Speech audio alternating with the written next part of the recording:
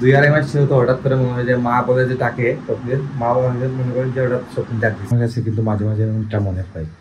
যাই হোক, এটা মনে হতেই পারে, এটা স্বাভাবিক। সমৃদ্ধ আসছে গেইটে, এই দেখো সমৃদ্ধ হয়ে গেছে ভাইয়া। যেটা করে দিই বাড়ি গেছে তুই বাবার এটা দিয়েছ না, এটা বাবার এটা আপনাকে দিয়েছ। Hello guys, good morning, welcome to my new blog. কেমন আছেন সবাই? আই হোপ সবাই ভালো আছেন। আমি ভালো আছি। তো আমি এইমাত্র ঘুম থেকে উঠলাম, উঠেই রেডি হয়ে নিলাম, যাচ্ছি জিমে ওয়ার্কআউট করতে। আর এদিকে গাইস ওয়েদারের অবস্থা মোটামুটি ভালো লাগে এরকম ওয়েদার। আসলে এখন বৃষ্টি হতে পারে, কিন্তু আকাশ দেখলেই বোঝা যায় আসলে কখন বৃষ্টি হবে কখন না।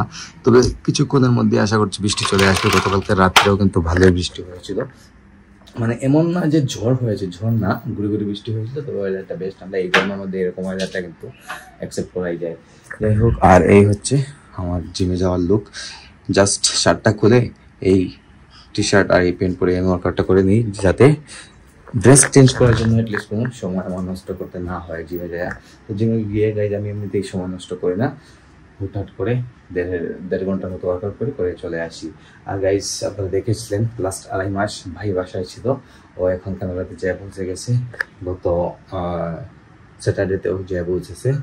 তো পৌঁছে গেছে গাইজ, 2.5 মাস ছিল বাসায়, অনেক এনজয় হয়েছে, অনেক মজা করেছে আমরা। আর বাসা তো গাইজ মাথায় ধরে রাখতো সবসময়, যে আপনারা দেখেছেন।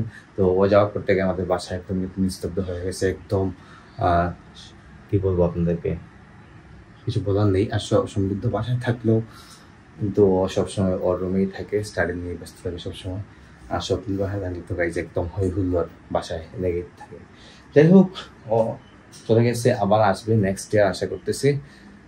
তো মনটা তেমন একটা ভালো নেই কারোই।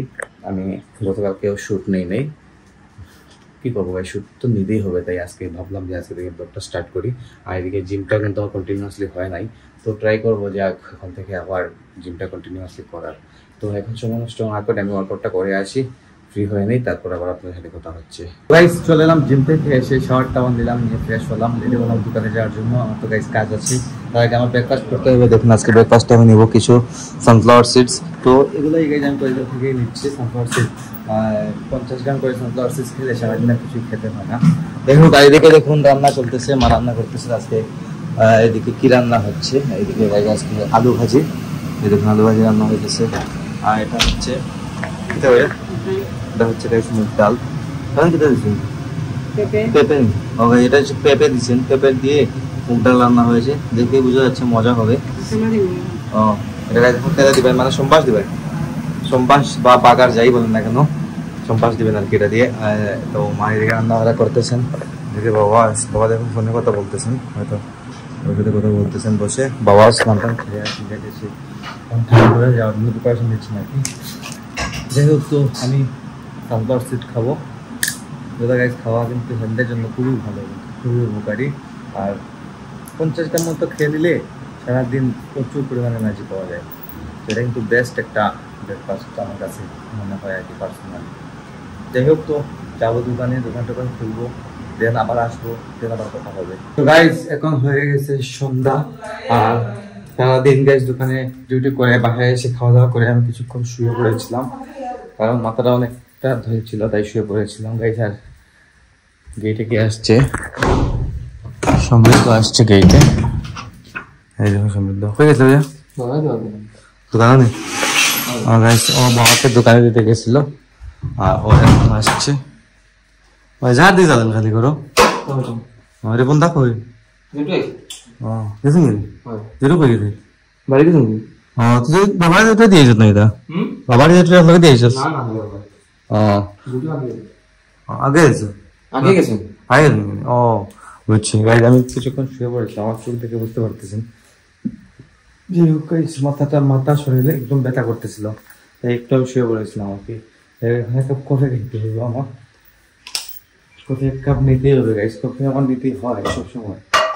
জানেন যখন আপনার কফি টফি না নিলে গাইজ শরীরটা মাথার উপর একদম ব্যথা শুরু হয়ে যায়, মানে প্যারা শুরু হয়ে যায় এক কথা যাকে বলা হয়।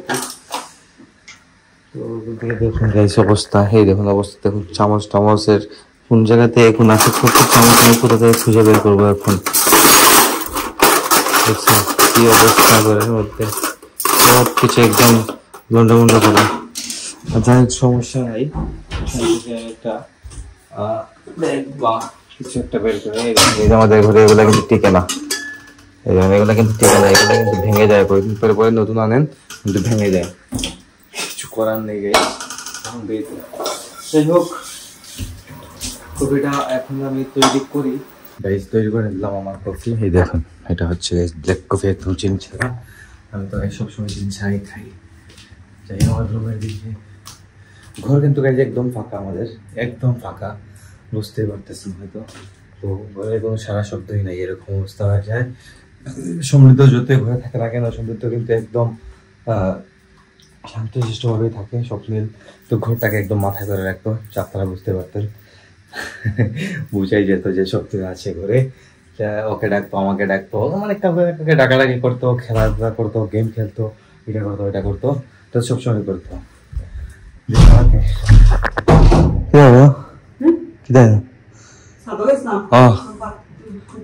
মা ছাদে গেছিলেন আর আসলেন আর কি। তুমি ও গোল বাইন রয়ে গেছি আমরা, জানি স্বাধীন যাওয়ার পর থেকে 2-3 দিন থেকে গাইস, 2-3 দিন থেকে একদম শান্তশিষ্ট ঘর। আর তুমি যখন কিতা তোমার স্বাধীন ডাক হাতটা কাঁদা বাজে তোমার, হ্যাঁ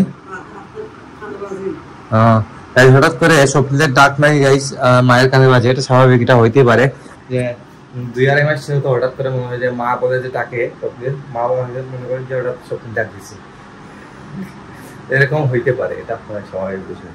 তো মা আমাকে বলেন মাঝে মধ্যে আমি ডাকিতে গেছি নাকি, তো হঠাৎ করে স্বপ্নের গলা লাগে মায়ের কানে বাজে, এটা হইতে পারে গাইস, এটা অনেক সময় হয়। কিন্তু বুঝতে পারা যেমন স্বপ্নের লেগেছে বা ভাই ডেকেছে আমাকে, আমার কাছে কিন্তু মাঝে মাঝে এমনটা মনে হয়। যাই হোক, এটা মনে হতেই পারে, এটা স্বাভাবিক। তো গাইজ এখন ঘরে সন্ধ্যা হতে চলতেছে, আর আমি এদিকে এখন ভিডিও এডিটিং শুরু করে দেবো, সকাল 9টায় ব্লগ চলে আসবে। আর আজকে ব্লগটা আমি এখানে এন্ড করে দিচ্ছি। আপনারা আমাকে ফলো করতে চাইলে আমার ফেসবুক ইনস্টাগ্রামে ফলো করতে পারেন, আমার ফেসবুক ইনস্টাগ্রাম লিংক ডেসক্রিপশনে পেয়ে যাবেন। এন্ড আই হোপ আজকের ভিডিওটা আপনাদের ভালো লেগেছে। ভিডিও ভালো লাগলে অবশ্যই লাইক করবেন, কমেন্ট করবেন, শেয়ার করবেন এবং চ্যানেলে নতুন হলে একটা সাবস্ক্রাইব করে আমাকে সাপোর্ট করবেন। তো দেখা হচ্ছে নেক্সট ভিডিওতে, ততক্ষণ ভালো থাকুন, সুস্থ থাকুন। Thank you so much for watching.